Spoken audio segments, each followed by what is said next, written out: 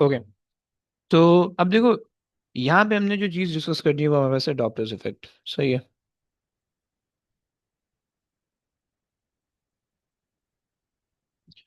Doppler's effect. Okay. अच्छा, Doppler scientist का नाम है और उसी के नाम पे हमने जो है ना डॉपलर्स इफेक्ट को वो किया हुआ है, क्योंकि ये जो डिटेक्ट किया है ये साइंटिस्ट ने किया है। सही। डॉपलर्स इफेक्ट को अगर आपने एक्सपीरियंस करना है, बेसिकली आपने ना अपनी रियल लाइफ में बहुत दफा डॉपलर्स इफेक्ट का एक्सपीरियंस किया होगा। सही है। आप इमेजिन करो कि एक जहाज आ रहा है, सही है, मतलब एरोप्लेन जो है, जब वो आपके घर के ऊपर से उड़ रहा होता है, तो आपको उसकी आवाज दे के पता चल रहा होता है कि वो आपसे करीब, आपके करीब कब आ रहा है और आपसे दूर कब जा रहा है। सही। ये चीज आपको उसकी आवाज दे के सुनाई देता है, राइट। यानी जैसे ही वो आपके करीब आ रहा होता है ना, तो उसकी आवाज थोड़ी शिरल सी होती है, पतली सी होती है, कानों में चुभने वाली होती है, राइट। और जब वो आपसे दूर जा रहा होता है ना, तो उसकी आवाज थोड़ी सी फेड होने लगती है, फटने फटने जैसी लगती है, और वो आपको पता चलता है कि वो आपसे दूर जा रहा है। समझ लो।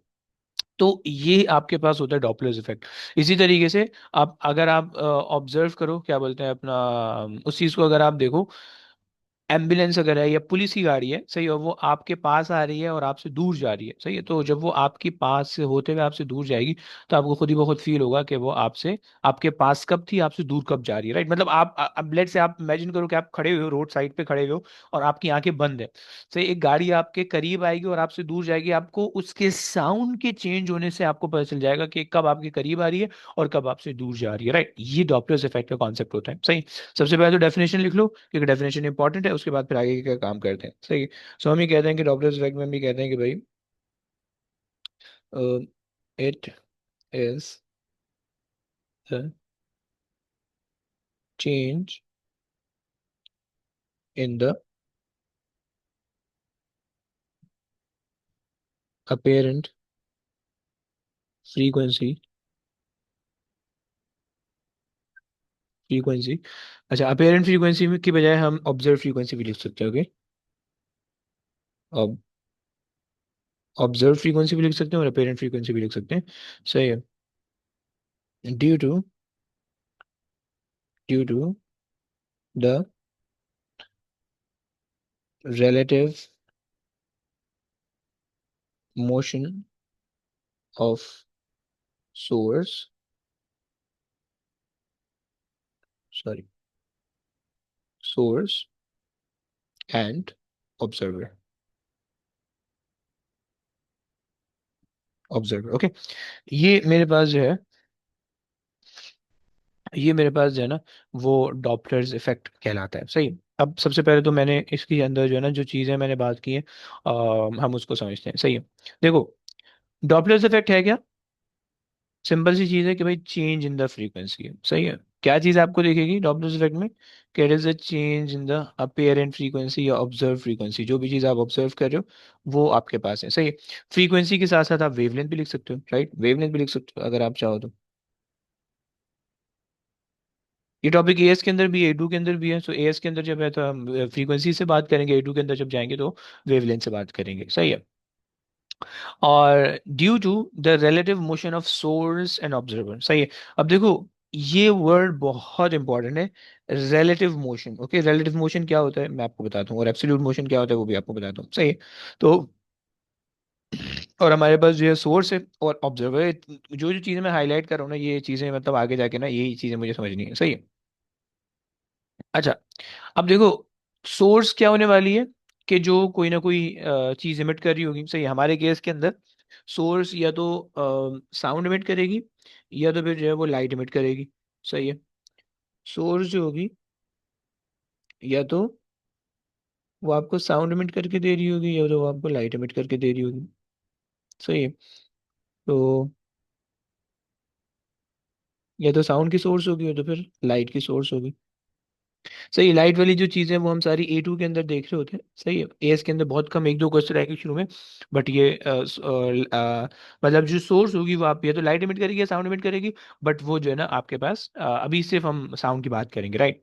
अच्छा जनाब, ऑब्जर्वर जो भी होगा वो कोई ना कोई बंदा होगा। सही है। कोई भी हेयरिंग, अगर आपके पास साउंड है तो कोई भी ऑब्जर्व साउंड की, साउंड का ऑब्जर्वर होना चाहिए बस। सही है। सिंपल सी, सिंपल सी सेंसिबल बात है। सही है। ये चीज है। अच्छा जी, अब हम जब रिलेटिव मोशन की बात करें तो इस रिलेटिव मोशन को समझते हैं कि इस रिलेटिव मोशन का क्या कॉन्सेप्ट है। सही है, देखो रिलेटिव मोशन जो होता है वो ये होता है कि एक बंदे के रिस्पेक्ट से दूसरे पे क्या इफेक्ट पड़ा है, हम इसको कहते हैं रिलेटिव मोशन। सही है, रिलेटिव मोशन की कुछ पहले कॉन्सेप्ट समझो, उसके बाद आगे लेके चलेंगे। सही है, रिलेटिव मोशन सही। इट इज, ये आपको कहते हैं कि भाई it is the movement of one object with respect to other, with respect to other। सही। फॉर एग्जाम्पल दो बंदे दोनों गाड़ी में बैठे, लेट से आप और आपका दोस्त गाड़ी में बैठे हैं। सही है, और गाड़ी जो है वो चल रही है लेट से 50 किलोमीटर पर आवर पे। सही है, तो अगर आप अपने बंदे को देख रहे हो, सही है, मतलब आप लेट से बना लो, गाड़ी बना लो एक। सही है, ये आपके पास, अबे ये आपके पास बन गई गाड़ी। सही है, और ये आ गई। सही, ये हमने बना दी गाड़ी, हमारी इंटरनेशनल कार है। सही है, और हम इसको जो है ना ज़रा हैचबैक रखते हैं, गरीब आदमी हम लोग। सही है, तो ये हमारी है हैचबैक। सही, ये हमारी बन गई गाड़ी। सही। अच्छा जी, लेट्स से इसमें पुराने ज़माने की गाड़ी है तो ऐसे इग्नोर करना मतलब। सही है, अब इसके अंदर जो है ना हमने लेट्स से दो बंदे बिठा दिए। सही है, और ये गाड़ी चल रही है आपके पास 50 किलोमीटर पर आवर की स्पीड से ये गाड़ी चल रही है। सही है, और ये हमने लगा दिए इसके टायर्स। सही है, ये आ गया, और ये इसके टायर आ गए। सही है, ये टायर आ गए। सही, थोड़े से अजीब अजीब से टायर बने, बट इसी से काम चलो अभी फिलहाल हमारे बजट में यही है। सही है, जब बजट आएगा ना तो फिर नई गाड़ी आपको दिखाएंगे बना के। सही है, खैर तो ये चल रही है तकरीबन 50 किलोमीटर पर आवर की स्पीड से। सही है, 50 किलोमीटर पर आवर की स्पीड से। सही है, और जो है और जो है एक बंदा, दो बंदे यहाँ बैठे हुए हैं। सही है, एक बंदा ये बैठा हुआ है लेट से। सही है, और ये एक बंदा बैठा हुआ है, और ये दूसरा बंदा बैठा हुआ है। सही है, सही है, ये दो बंदे बैठे हुए हैं गाड़ी में। अब एक बंदा बाहर खड़ा हुआ है। सही है, एक बंदा ये खड़ा हुआ है। सही है, ये तीन लोग हैं हमारे केस स्टडी के अंदर, ये तीन लोग हैं। सही है, और इनको अब समझते हैं जरा। सही है, अब अगर जो है ये दो बंदे एक दूसरे को देखेंगे तो एक दूसरे के रिस्पेक्ट से, एक दूसरे के पॉइंट ऑफ व्यू से ये एक दूसरे को स्टेशनरी लगेंगे, मूव नहीं करते हुए लगेंगे। सही है, लेकिन अगर ये वाला बंदा अगर इन दोनों को देखेगा तो इन दोनों समेत गाड़ी को वो पाएगा कि द कार इज मूविंग, और the car will be moving with 50 kilometre per hour की स्पीड से। राइट, तो उसको ये लगेगा। सही है, तो अब देखो perspective point of view different करने से अब चीजें बदल जा रही हैं। सही है, अगर तो आप इस बंदे के पर्सपेक्टिव से देखो तो इस बंदे का जो पॉइंट ऑफ व्यू है वो ये देख रहा है कि भाई ये जो दो बंदे बैठे हुए हैं ये, और ये जो गाड़ी है ये दोनों मूव कर रही है विद 50 किलोमीटर पर आवर। सही है, अगर जो है वो ये दोनों बंदे एक दूसरे को आपस में देखेंगे तो इनको लगेगा भाई दैट वी आर स्टेशनरी। सही है, हम मूव नहीं करें। सिमिलरली जहाज के अंदर कॉन्सेप्ट होता है, अगर तुम जहाज में बैठे हो तो तुम जहाज में, चूंकि खिड़की दरवाजे कुछ बंद होते हैं, सब कुछ देख नहीं सकते बाहर, तो हम एक दूसरे को देखते तो हमें ऐसा लगता है कि that we are not moving, हम स्टेशनरी बैठे हैं, जहाज चल नहीं रहा है। सही है, जब जहाज टर्न होता है या टर्बुलेंस आती है तो फिर आपको पता चलता है अच्छा कुछ ना कुछ हो रहा है। सही है, तो ये आपके पास रिलेटिव मोशन होता है। सही है, और फाइन, बस अभी फिलहाल के लिए ये समझ लो कि रिलेटिव मोशन का ये कॉन्सेप्ट है। सही, यहाँ तक बात समझ में आई है? प्लीज हाँ ना बोलो प्लीज। यस गाइस, हाँ ना बोलो प्लीज, समझ में आई है? कोई मसला किसी को? नहीं। परफेक्ट, चलो, ओके। रिलेटिव मोशन हमने समझ लिया। सही है, अब हमारे पास आती है कि भाई सोर्स और ऑब्जर्वर। अब रिलेटिव मोशन किन के दरमियान होगा? सोर्स और ऑब्जर्वर के दरमियान, यानी सोर्स के रिस्पेक्ट से ऑब्जर्वर मूव करेगा, ऑब्जर्वर के रिस्पेक्ट से सोर्स मूव करेगी। राइट, तो अब जरा रिलेटिव मोशन के सिनेरियो देखते हैं कि भाई रिलेटिव मोशन के क्या क्या सिनेरियो बन सकते हैं। सही है,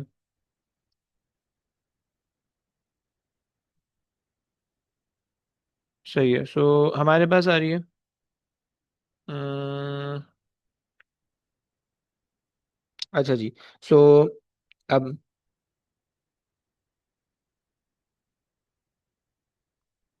relative motion between the source and the observer। सही है। ऑब्जर्वर। ओके। अब इसके दो तीन सिनेरियो बन सकते हैं। पहला केस, ये आपके पास जो है ना, पहला केस, दूसरा केस, और ये आ गया तीसरा केस। सही है। सही है। सो पहले केस के अंदर कि भाई सोर्स मूविंग। सही है।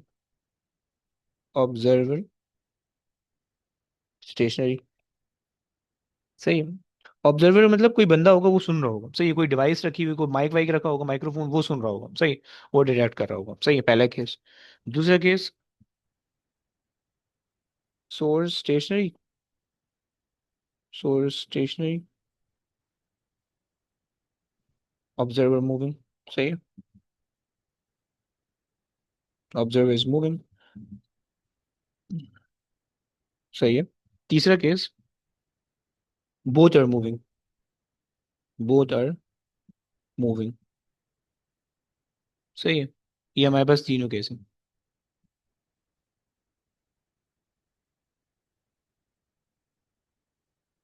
मूविंग। ओके। ये हमारे पास तीनों केस हैं। अब अब देखो क्या होगा। हमारे सिलेबस के अंदर सिर्फ हम सोर्स को मूव कराएंगे, ऑब्जर्वर स्टेशनरी होगा। बाकी दोनों केसेस हमारे सिलेबस में नहीं है, तो इन दोनों के बारे में तो हम फिलहाल बात नहीं कर रहे होंगे। ओके। इन दोनों के बारे में हम फिलहाल बात नहीं कर रहे होंगे। सही है। सो ये हो गया। So not in syllabus. Okay. हम इनके बारे में तो कोई बात नहीं करेंगे। सही है। अच्छा जी। हम किस चीज के बारे में बात करेंगे कि भाई सोर्स मूविंग, ऑब्जर्वर स्टेशनरी, हमारे पास सिर्फ सिलेबस के अंदर ही है। सही है। मैंने जो डेफिनेशन लिखी है, ऑल दो वो डेफिनेशन तीनों केसेस को शामिल है, राइट। लेकिन अगर एक्चुअल डेफिनेशन हम लिखते हैं ना, तो हम ये कहते हैं कि it is the change in the apparent या observe frequency due to the relative motion of source with respect to observer. बस। हम यहाँ पे due to the relative motion of source and observer, यानी ये पता चल रहा है कि दोनों मूव कर रहे हैं या दोनों में से कोई भी एक मूव कर रहा है। बट यहाँ पे हम जो डेफिनेशन जो हम पेपर के रिस्पेक्ट से लिखते हैं, वो हम लिखते हैं due to the relative motion of source with respect to observer, right. With respect to. सही, शॉर्ट फॉर्म है विद रिस्पेक्ट टू ऑब्जर्वर। सही हो गया। So due to the relative motion of source with respect to observer. सही हो गया। ये हमारे सिलेबस की डेफिनेशन है। सही, जो कि हमारे स्पेसिफिक केस को शामिल है, राइट। अच्छा। अब इसके अंदर मजीद दो केसेस तुम बना सकते हो कि भाई सोर्स जो होगी वो तुमसे दूर जा रही होगी या सोर्स तुम्हारे करीब आ रही होगी। सही, ऑब्जर्वर बंदा खड़ा हुआ है, सोर्स उसके दूर, सोर्स उससे करीब आ रही है, सोर्स उससे दूर जा रही है। सही है। सो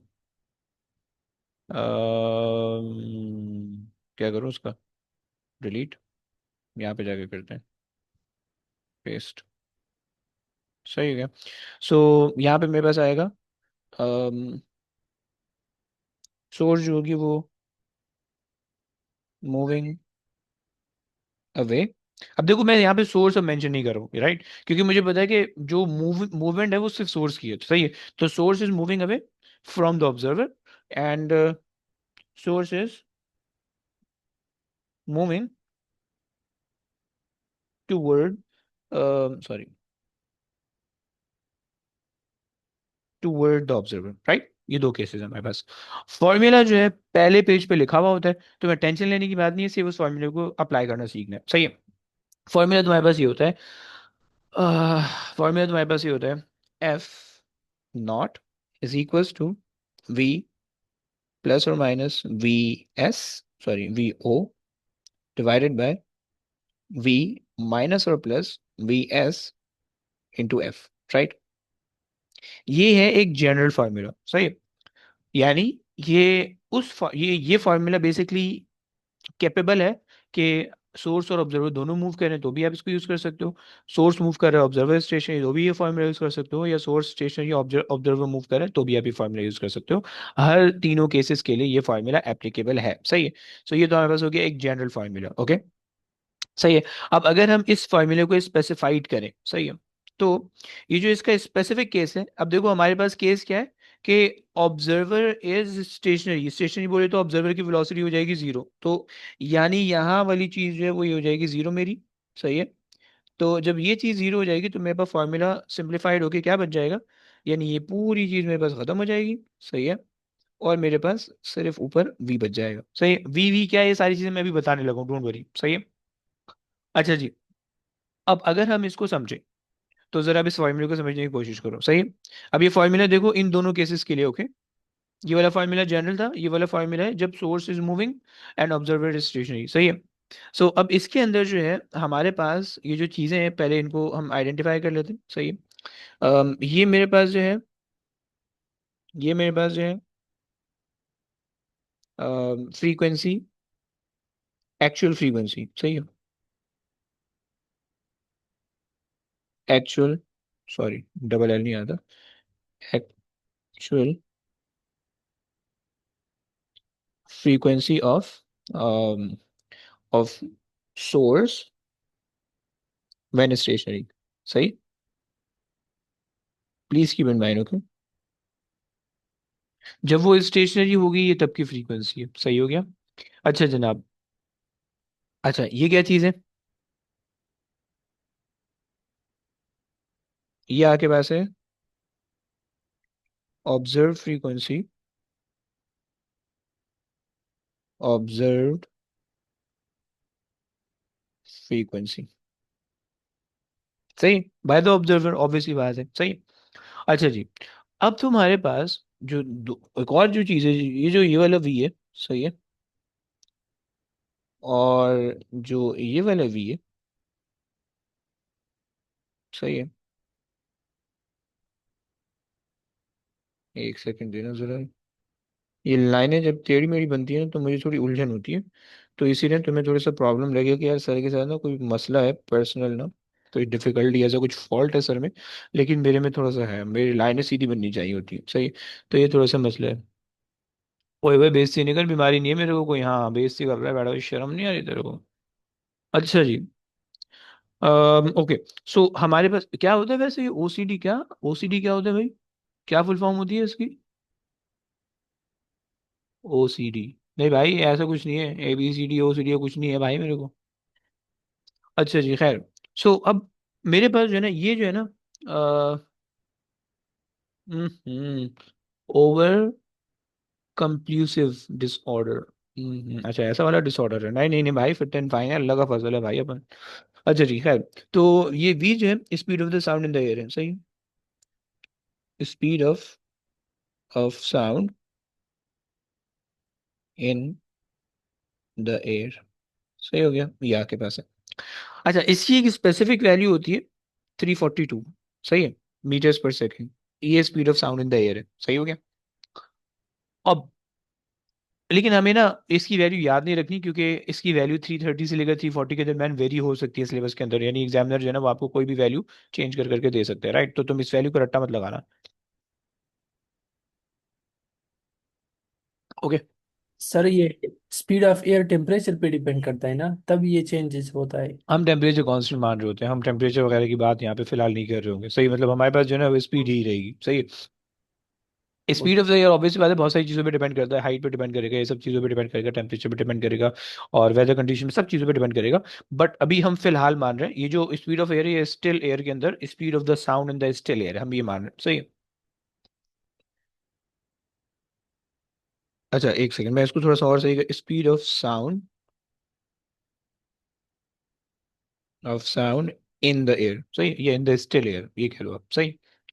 अच्छा, एंड हमारे पास जो आखिरी चीज़ है, ये वाली जो चीज़ है, ये बेसिकली हमारे पास है, क्या कहते हैं इसको, स्पीड ऑफ द सोर्स, सही है, स्पीड ऑफ द सोर्स, सही हो गया। ये हमारे पास कुछ चीज़ है, यहाँ तक कोई प्रॉब्लम भाई, फॉर्मूले के अंदर कोई प्रॉब्लम? No sir. अच्छा जी। अब एक और चीज तुम्हें ये समझनी है कि जो प्लस माइनस साइन है इसको भी जरा समझ लो।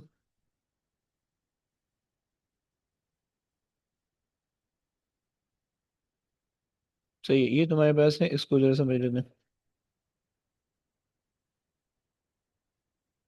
सही है।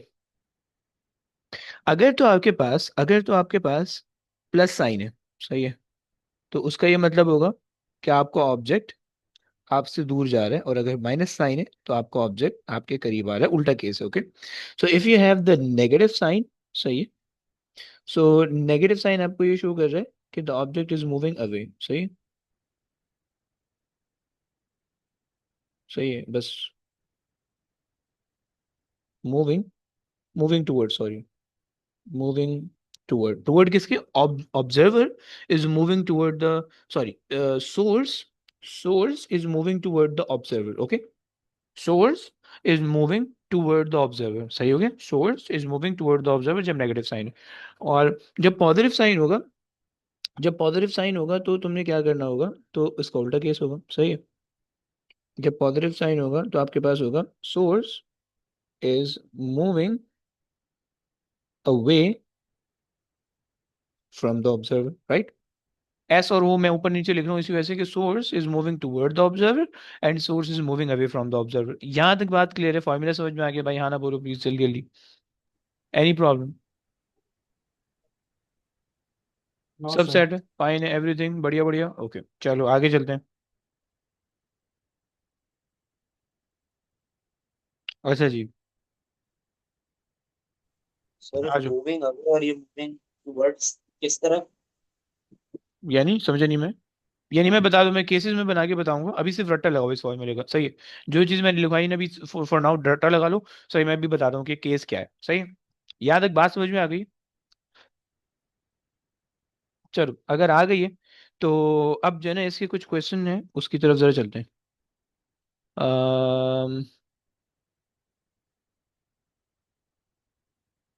सही है, ओके। सो मेरे पास जो है कॉपी एंड पेस्ट, सही है,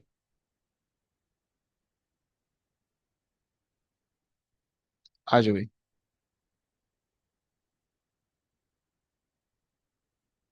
सही है, मेरे पास ये क्वेश्चन है, सही है, और इस, नहीं नहीं, कलर कलर कलर, खैर, तो मेरे पास ये क्वेश्चन है, जरा ये क्वेश्चन पहले रीड कर लो। सही है, अब अगर तुमने रीड कर लिया है तो इसके अंदर बेसिकली तुम्हें क्या दिया हुआ है? Actual frequency of the source में दी हुई है। सही है, moving source is moving with the speed of this much, speed of the sound in the air is this much. सही है, तुमसे कह रहा है कि भाई फाइंड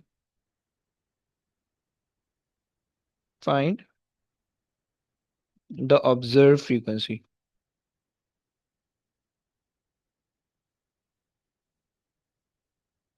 लेकिन सर ये दूर जा रही है या मतलब टुवर्ड द ऑब्जर्वर है या अब मतलब अवे फ्रॉम द ऑब्जर्वर है?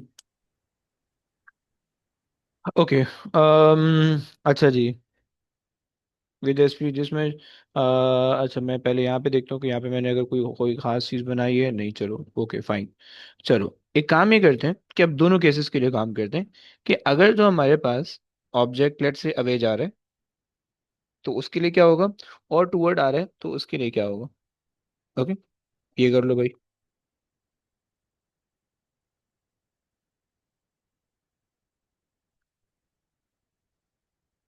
टूवर्ड और अवे, इन दोनों के लिए काम कर लो। सही, क्या क्या होगा? फॉर्मूला मैं तुम्हारे सामने लिख देता हूँ। F not is equals to V over V minus और plus times V S into F. सही है, तुमने ये फॉर्मूला अपने हिसाब से यूज करना है। सही है,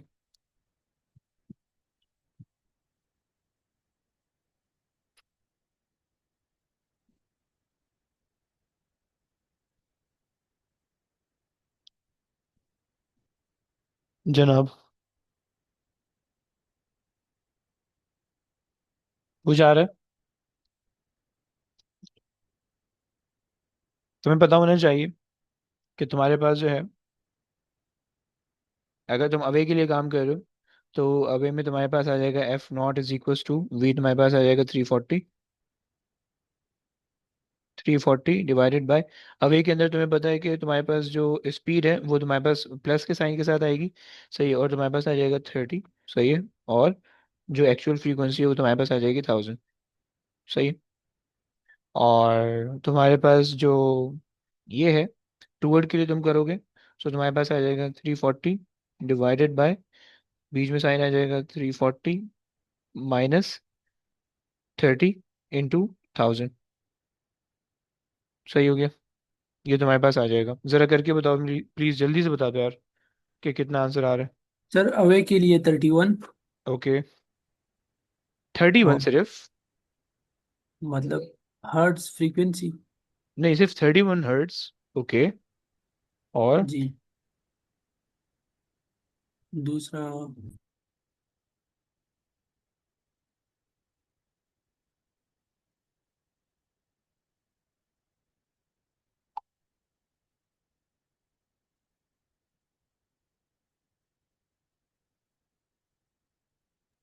नहीं सर वेट, वो मैंने 1000 मल्टीप्लाई नहीं की थी। हम्म, कितना बनेगा? 340 प्लस 30 मल्टीप्लाई, सर मेरे पास आ रहा है 981.9। ओके, 918। 918, हाँ। तो ये मेरे पास आ रहा है when the observer is moving away. सही है, और जब मैं जो हूँ मूविंग टूवर्ड कर रहा हूँ, तो मेरे पास हो जाएगा, अरे 1096.7। ओए होए, 1096.7। सही है, ये हो जाएगा टूवर्ड। सही है, अब अगर तुम देखो, तो तुम्हारे पास जो एक्चुअल फ्रीक्वेंसी थी वो तुम्हारे पास है 1000। सही, एक्चुअल फ्रीक्वेंसी तुम्हारे पास 1000। सही है, तुमने तुमने ये ऑब्जर्व करना है कि जब तुम्हारे पास फ्रीक्वेंसी कम होगी तो इसका मतलब है वो अवे जा रहा है, तो अवे के अंदर हमेशा क्या होगी, फ्रीक्वेंसी कम होगी। टूवर्ड के अंदर हमेशा क्या होगी, फ्रीक्वेंसी ज्यादा होगी। क्या इसमें कोई प्रॉब्लम है बच्चों, क्या इसमें कोई प्रॉब्लम है? No sir, sir it's perfect होगा। इजी, क्योंकि जब करीब आएगा तो फ्रीक्वेंसी ज्यादा होगी, आपने सही है। ग्राफ में इस तरह की थी। सही हो गया। अच्छा जी, अब आ जाओ, इसका ना मैं ग्राफ बना के देखता हूँ। सही है, अगर मैं इसका ग्राफ बनाऊंगा, तो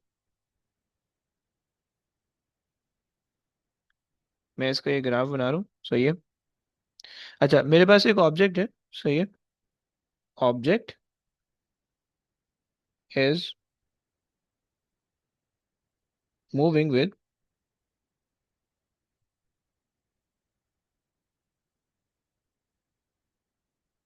कांस्टेंट वेलोसिटी। सही है, passes the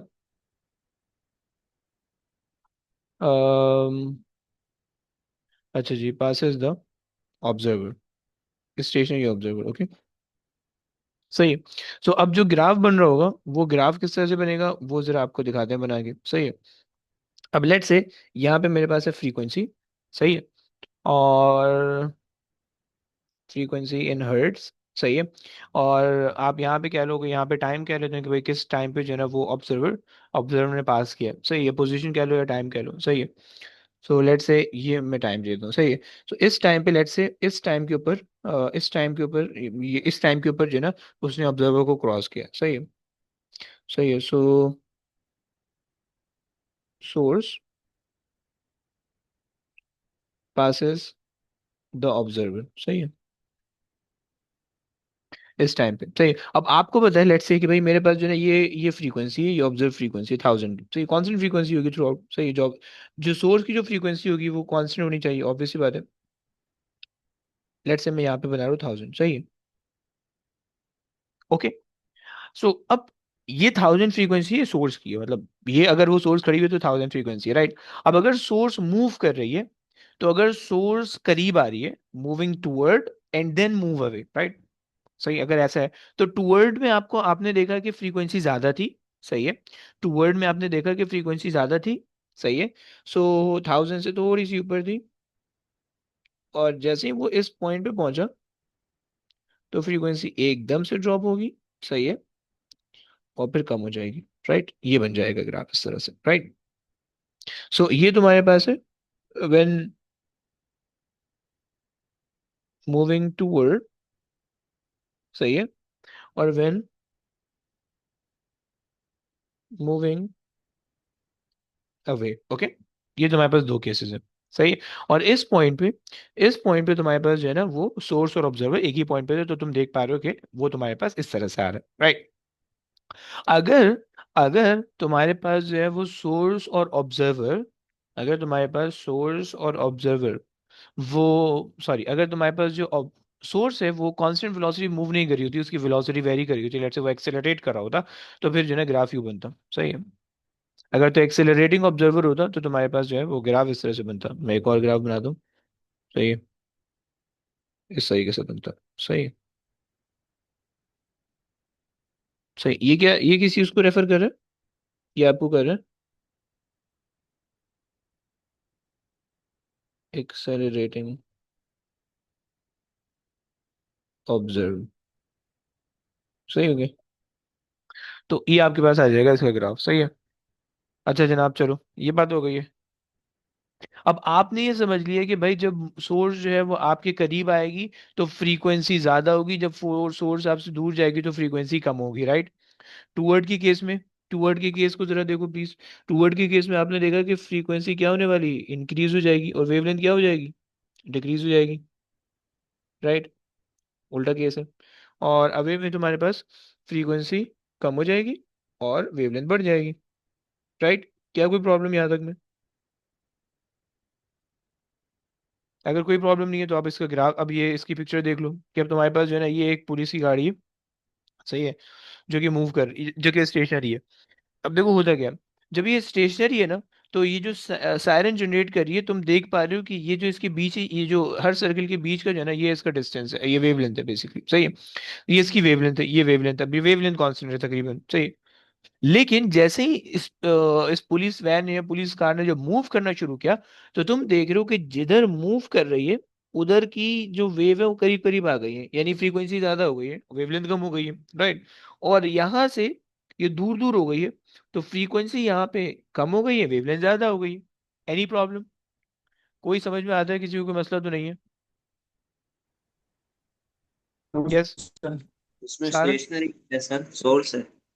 हाँ जी। स्टेशनरी कोई भी नहीं है अभी चीज। देखो ये इस केस के अंदर ऑब्जेक्ट जो सोर्स है ना वो स्टेशनरी है, गाड़ी नहीं चल रही है, गाड़ी के अंदर से साउंड जनरेट हो, गाड़ी चल नहीं रही है। सही है। और दूसरे वाले गाड़ी केस के चल अंदर, नहीं रही है, पहले वाले केस के अंदर नहीं चल रही है। कुछ भी नहीं चेंज हो रहा बस। सही है, तो आप देख रहे हो कि सर्किल जो है ना वो इक्वली हर तरफ एक्सपैंड हो रहे हैं। राइट, लेकिन दूसरे वाले केस के अंदर गाड़ी चल रही है, गाड़ी इधर जा रही है। सही है। तो अब आपके पास जो है,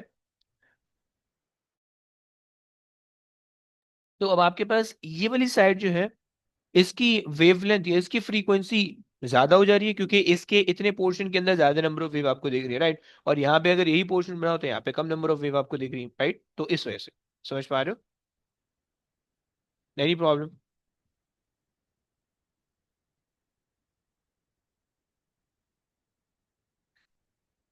नहीं नहीं नहीं ब्रो, वो बेसिकली उनके इंजन की वजह से होती है।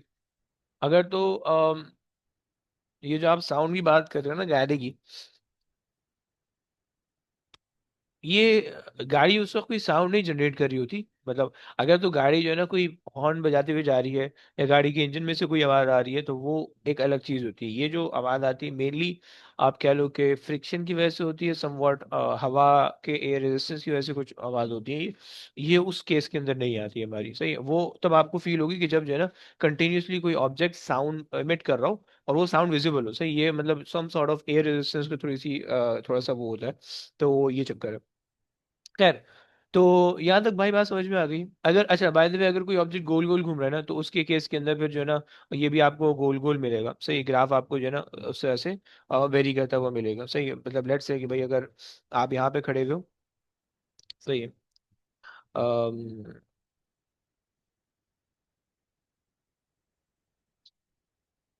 सही है।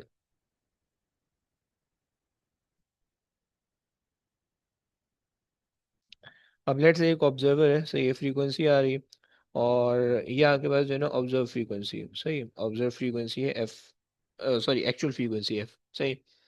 और आपका एक बंदा यहाँ खड़ा हुआ है, सही है, और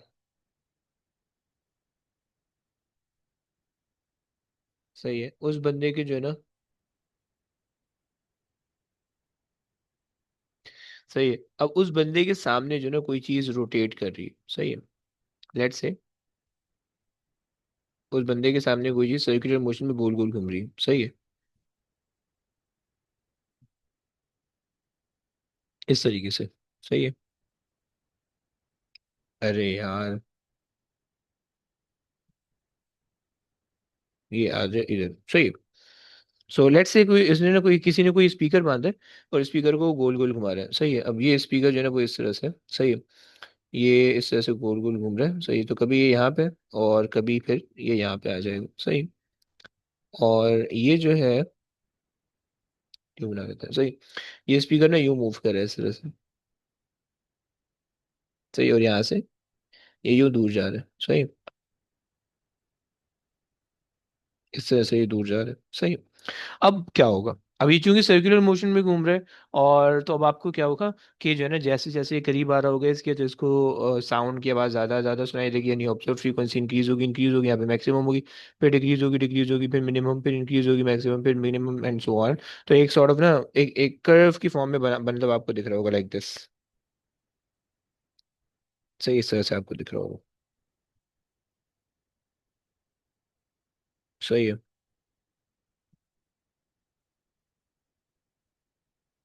लाइक दिस, सही, ये आपको इस तरह से दिख रहा होगा, सही है। सो अब ये वाली जो फ्रीक्वेंसी होगी, ये मैक्सिमम फ्रीक्वेंसी हो जाएगी, सही है, यानी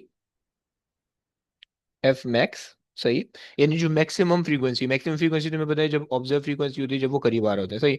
और ये तुम्हारे पास हो जाएगी मिनिमम फ्रीक्वेंसी जब वो तुमसे दूर जा रहा होगा, राइट, तुम्हें पता है कि अवे जो है ना जब वो जाता है तो मिनिमम फ्रीक्वेंसी तुम्हें मिलती है, सही है। सो एफ मिनिमम, सही है, ये तुम्हारे पास ये दो चीज हो गई, सही हो गया, यहाँ तक बात समझ में आती है। एक क्वेश्चन और करते हैं, फिर उसके बाद पास पेपर चलेंगे। ये टॉपिक हमारा कंप्लीट हो चुका है, मुझे बस इसका यहीं से उठाने दो, मैं अपना दिमाग नहीं चला रहा हूँ अभी फिलहाल, ये रहा, सही है।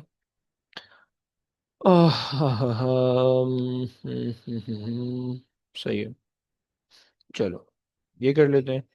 हम्म,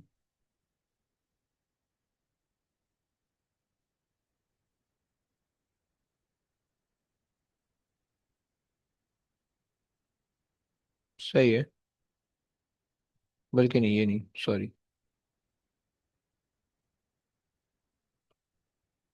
कॉपी एंड पेस्ट, सही है, आ जाओ भाई, ये क्वेश्चन है, सही है, जरा इसको देख लो, और मुझे बताओ कि इसमें क्या करोगे।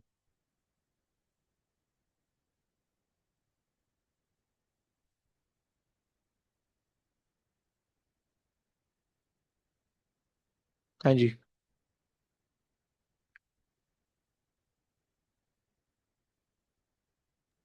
क्या फॉर्मूला लग सर रहा है? वी को सब्जेक्ट बना लेंगे और फॉर्मूला कौन से लगाओगे, टूवर्ड्स का या वे का? हम्म, सर दोनों। दोनों काम नहीं करने अब इसके अंदर, अब इसके अंदर आपको फिगर आउट करना है कि कौन सा फॉर्मूला लगेगा। अच्छा सर, जब हमारे पास आएगा तो नेगेटिव साइन लगाएंगे। क्यों भाई? फ्रीक्वेंसी मतलब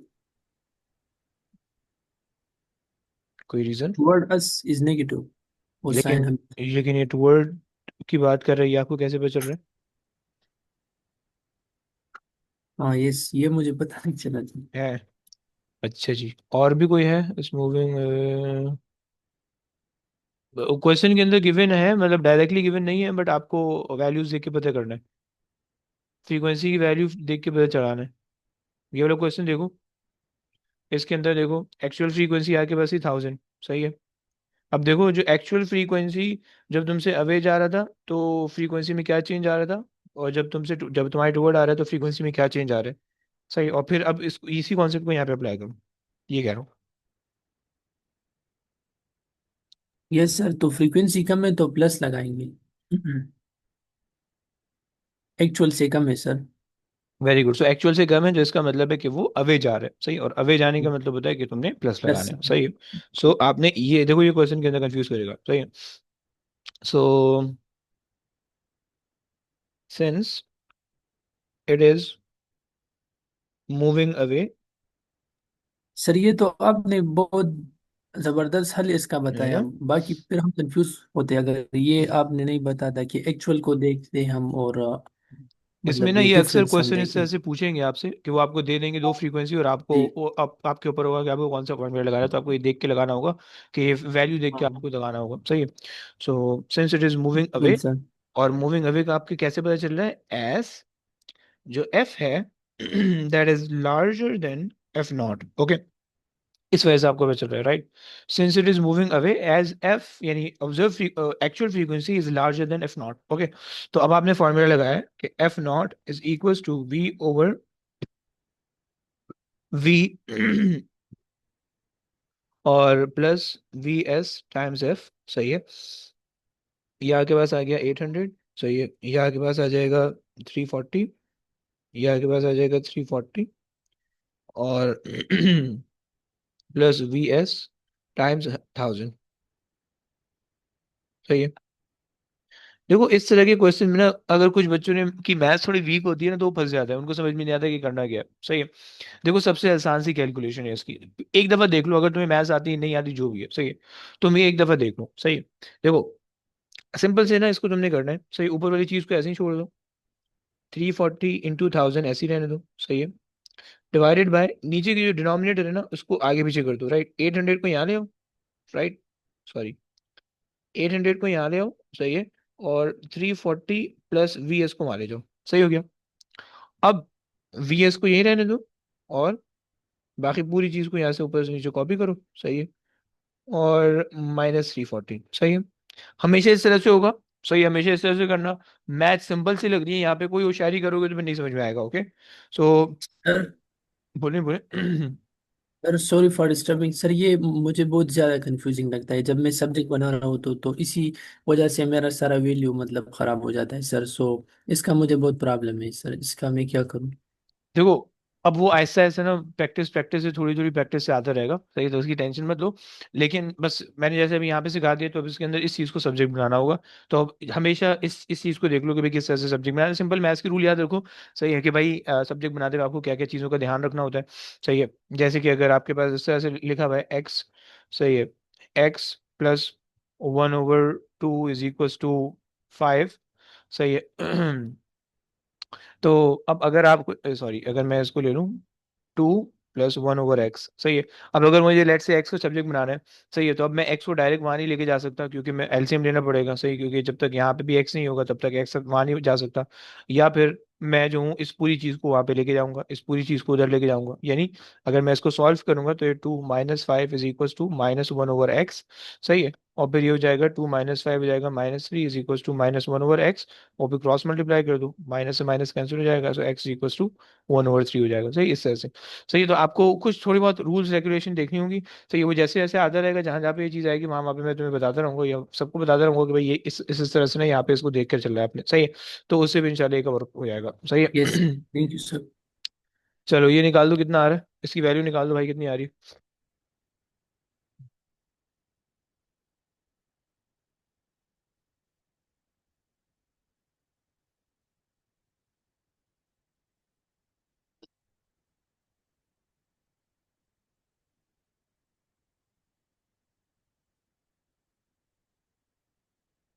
85।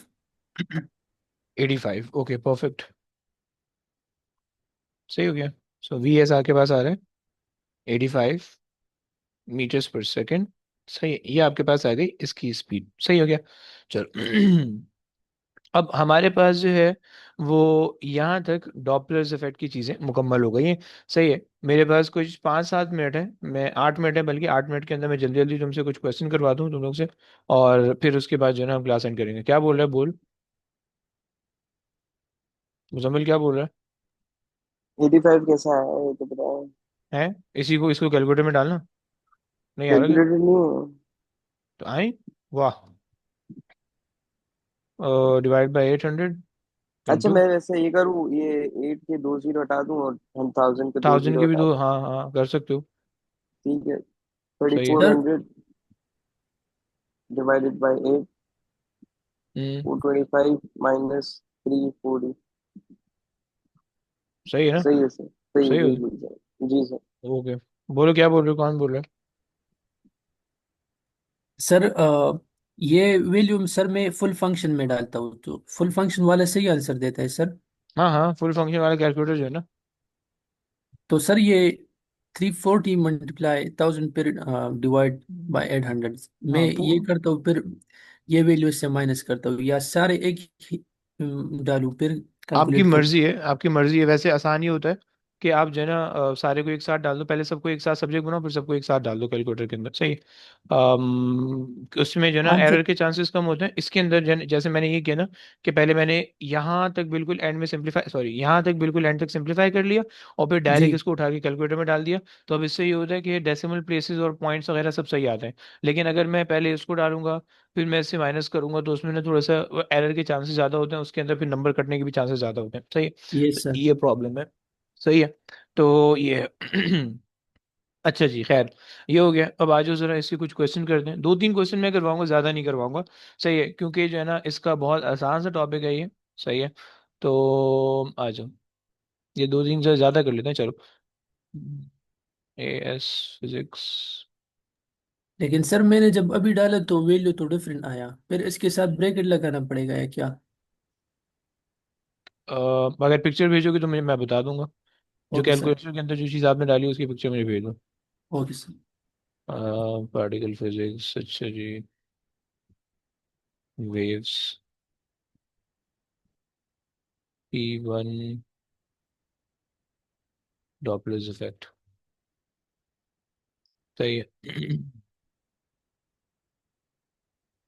आ जाओ भाई, कर लेते हैं। तुम लोग की स्क्रीन दिख रही है?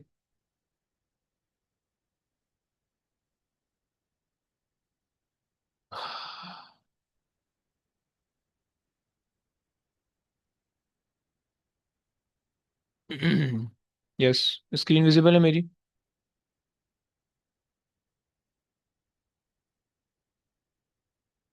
चलो आ जाओ। Yes sir it is visible. आ जाओ भाई।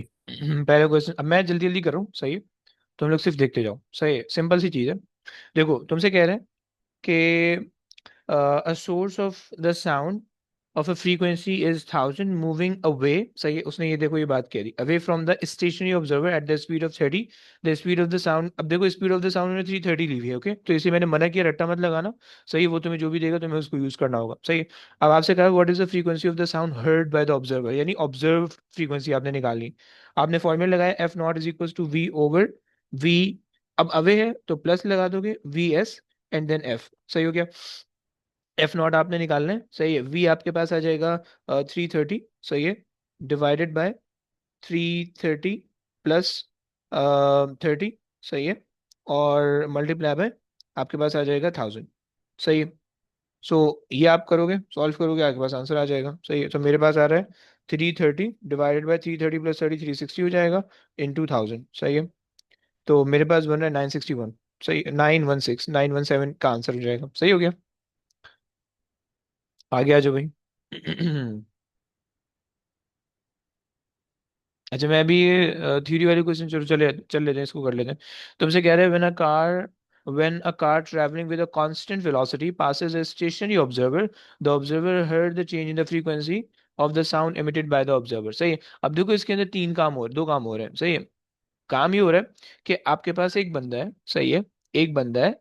सही है, और उस बंदे के पास से कोई गाड़ी जा रही है। सही है, उस बंदे के पास से कोई गाड़ी आ रही है, यानी पहले वो टूवर्ड आ रही है। सही है। और फिर वो अवे जा रही है। सही है। अवे जा रही है। सही, अब देखो which statement is correct, the change in the frequency is greater as the car move away. तुम्हें पता है कि मूव अवे में जो है ना स्मॉलर होती है, तो ये ऑप्शन गलत हो गया इस वजह से। सही है। The greater the speed of the car the greater the change in the observe frequency. तुम्हें ये बात पता है। सही है। जितनी ज्यादा तुम्हारे पास स्पीड ज्यादा करते रहोगे, उतनी तुम्हारे पास जो है ना फ्रीक्वेंसी के अंदर चेंजेस ज्यादा बड़े आते रहेंगे। सही है। अच्छा जी, सही है, ये ऑप्शन सही है। तीसरी चीज, the observe frequency is lower as the car move toward. ऐसा भी नहीं होता, इसका उल्टा होता है, the observe frequency will be higher as the car move toward. Right, the volume of the sound heard by the observer does not change.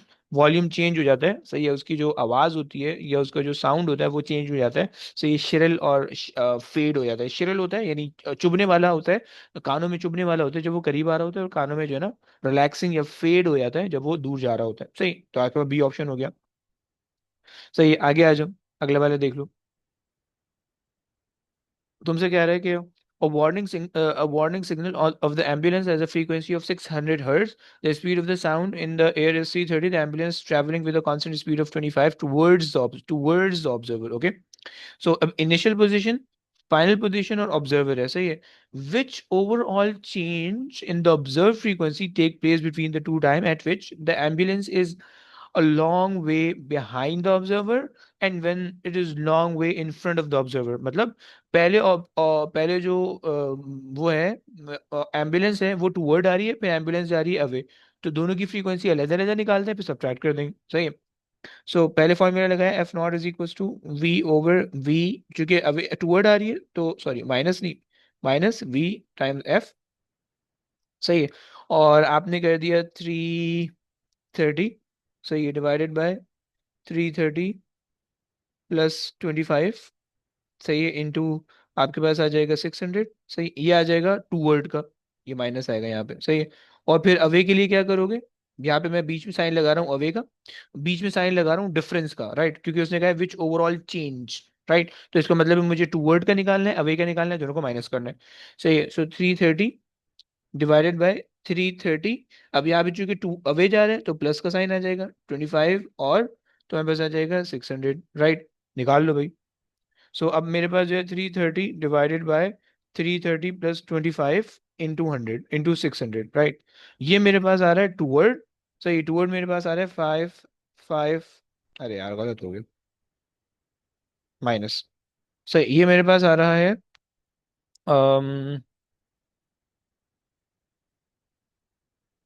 सही, ये मेरे पास आ रहा है 649 649। सही है, 49।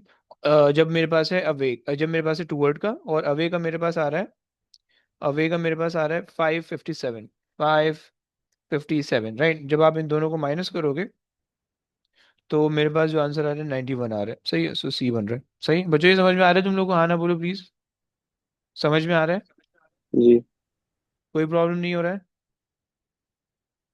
देखो इसके अंदर सिर्फ ऐसे ही कोई क्वेश्चन आया करेंगे। सही है। एक आखिरी क्वेश्चन कर रहे हैं, या बल्कि नहीं, आखिरी क्वेश्चन नहीं कर रहे, बस कर रहे हैं। सही है। अब देखो इसके अंदर ये मैक्सिमम और मिनिमम आ रहा है। सही है, याद है तुम लोगों को? जब ये बाइनरी स्टार जो है इस आंखों के करीब आएगा तो ये मैक्सिमम फ्रीक्वेंसी होगी, दूर जाएगा तो मिनिमम होगी। सही है। अगर इसकी स्पीड तुम बढ़ा दोगे, मैक्सिमम मैक्सिमम जो है वो और ज्यादा बढ़ जाएगी, मिनिमम और ज्यादा कम हो जाएगी। क्वेश्चन रीड करोगे खुद ही समझ में आएगा। सही है। तो अब ये सारी चीजें बिल्कुल सिंपल सिंपल सी है, इसको बैठो। सही है। तकरीबन कितने क्वेश्चन है इसके, अगर हम देखें तो हमारे पास तकरीबन 30 50 क्वेश्चन होंगे तकरीबन। सही है। 47 क्वेश्चन है। सही है। 47 क्वेश्चन है तकरीबन, कोशिश करो कि भाई एटलीस्ट 30 क्वेश्चन तो इसके कर लो। सही है।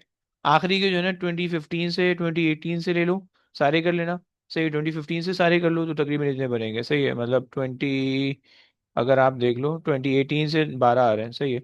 2015 से 2018 से देख लो। सही, जहाँ से भी करना चाह रहे हो कर लो, लेकिन निपटा लो। बल्कि ये 2016 में ये सिलेबस के अंदर ऐड हुआ है। सही, 2020 से ऑनवर्ड्स कर लो जितने भी करने हैं, लेकिन मैक्सिमम कर लोगे तो अच्छी बात हो जाएगी। सही है, मैं अभी अभी भेज रहा हूँ ग्रुप पे, अभी बैठ जाओ, या रात में कोई भी एक टाइम बना लो, 1 घंटे के लिए बैठो, और 1 घंटे में ये हो जाएगा पूरा, 1 घंटे बाद उड़ जाना। सही है, सुकून से हो जाएगा प्लीज, लेकिन देखो करके उठना यार, बगैर करके करे उठोगे तो फिर मजा नहीं आएगा। सही है।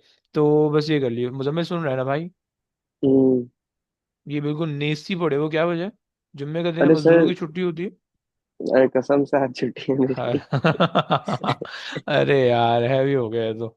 अच्छा जी, तो बेटा बस बैठ जाओ, 1 घंटा ले लो, कोई भी 1 घंटा निकाल लो, बस उस 1 घंटे में बैठ जाओ। सही हो रही है, मुझे चाहिए आज की आज। सही है, आज की आज कंप्लीट करो, कल पोलराइजेशन कंप्लीट करनी है, जनरल वेव हो जाएगा पूरा। ओके। और जनरल वेव के बाद जो है फिर मुझे उस पे जाना है, क्या बोलते हैं, सुपर पोजिशन पे जाना है। तो अगर तुम लोग को सुपर पोजिशन मुश्किल चीज़ है तो उसके लिए प्लीज इंसान बन के कर लेना उसको। सही है। कल क्लास तो तो नहीं है ना? कल क्लास है, परसों नहीं होगी, संडे नहीं हुई। कल कितने बजे?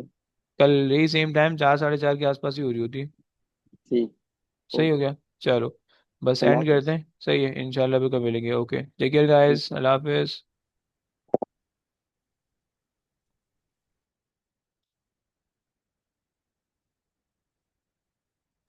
सर जी। जी जी बोलिए। सर सॉरी सर, सर कसम से कल